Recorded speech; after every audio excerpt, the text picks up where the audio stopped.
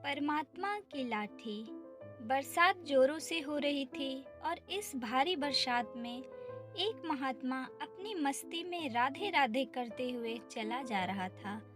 कुछ दूर चलने के बाद महात्मा ने एक मिठाई की दुकान देखी।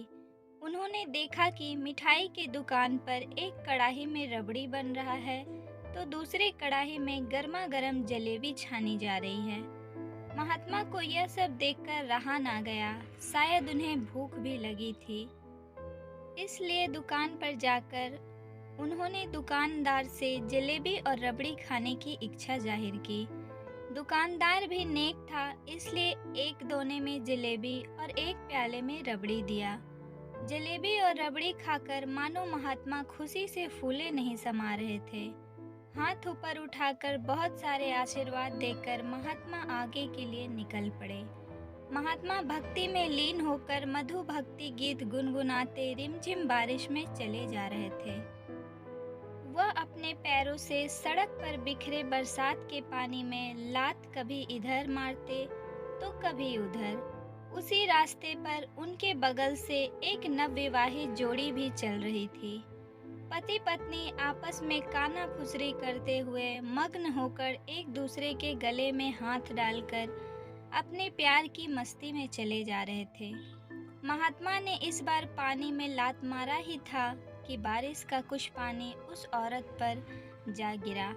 अब क्या था, महात्मा कुछ बोलते इसके पहले ही पति ने झल्लाते हुए उस महात्मा पर 2 लात जमा दिया। देखकर चल नहीं सकता, अंधा है, कहते हुए फिर 2 लात चलाए और महात्मा नीचे जमीन पर गिर गए। वहां और भी कई लोग जमा हो गए, लेकिन किसी की हिम्मत नहीं हुई कि उस युवक को रोक सके। अंत में पत्नी को आगे आना पड़ा और हालात को काबू में करना पड़ा। पति पत्नी आगे बढ़ गए। जमीन पर गिरे हुए महात्मा को किसी ने सहारा देकर उठाया। वह फिर अपनी मस्ती में चलने लगे। दूसरी तरफ वह दंपति आगे चलते हुए अपनी मंजिल के करीब पहुंच चुके थे। पत्नी चाबी का गुच्छा पति को थमाई और पति सीढ़ियों पर चढ़ते हुए दरवाजे की तरफ आगे बढ़ा ही था कि अचानक उसका पैर फिसला और सीढ़ियों से गिरता हुआ नीचे सड़क पर आ गया। यह सब देखते हुए पत्नी जोर से चिल्लाई और लोगों से मदद की गुहार लगाने लगी। पत्नी की आवाज़ सुनकर आसपास के लोग जमा हो गए, लेकिन पति को बचा नहीं पाए और उसकी मृत्यु हो गई। पूरा माहौल गर्मा गर्म हो गया। पत्नी अधेर होकर गिर गई और पति के वियोग में जोर जोर से रोने लगी। तभी वहां से वह महात्मा भी गुजर रहे थे। जैसे ही लोगों ने महात्मा को देखा तो आपस में कहने लगे कि जरूर इस महात्मा का श्राप था, तभी तो यह युवक मरा, वरना क्या कोई सीढ़ी से गिरने से मरता है। लोगों ने तुरंत महात्मा को रोका और कहा कि आप कैसे महात्मा हो जो थोड़ी सी बात पर इस युवक को श्राप दे दिया और यह मर गया। लोगों की बातें सुनकर महात्मा स्तंभ खड़े रहे और लोगों से हाथ जोड़कर कहने लगे कि मैंने उस युवक को कोई श्राप नहीं दिया।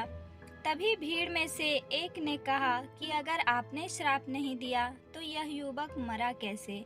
भला सीढ़ियों से गिरकर कोई मरता है? जरूर आपके श्राप का ही असर था इस पर। महात्मा ने तभी अगला सवाल वहां खड़े लोगों से किया, मेरे पैरों से जो बरसात का पानी उछला था, क्या उसने युवक के कपड़े को खराब किया था? लोगों ने बोला नहीं, लेकिन महिला के कपड़े जरूर खराब हुए थे। महात्मा ने फिर पूछा, फिर युवक ने मुझे क्यों मारा? लोगों ने कहा कि क्योंकि वह युवा इस महिला का पति था और अपनी पत्नी से बहुत प्रेम करता था। पत्नी के कपड़े कोई गंदा करे यह वह बर्दाश्त नहीं कर सका, इसलिए उस युवक ने आपको मारा। युवा की बात सुनकर महात्मा ने एक जोरदार ठहाका लगाया और यह कहते हुए वहां से विदा हो गए। भगवान की कसम, मैंने कभी श्राप किसी को नहीं दिया, लेकिन कोई है जो मुझसे प्रेम रखता है। अगर उसका यार सहन नहीं कर सका तो मेरे यार को कैसे बर्दाश्त होगा कि कोई मुझे मारे। और वो मेरा यार इतना शक्तिशाली है कि दुनिया का बड़े से बड़ा राजा भी उसकी लाठी से डरता है। सच है, उस परमात्मा की लाठी दिखती नहीं और आवाज़ भी नहीं करती, लेकिन पड़ती है तो बहुत दर्द देती है। हमारे कर्म ही हमें उसकी लाठी से बचाते हैं। बस कर्म अच्छे होने चाहिए। ना जाने कितनी अनकही बातें साथ ले जाएंगे। लोग झूठ कहते हैं कि खाली हाथ आए थे और खाली हाथ जाएंगे।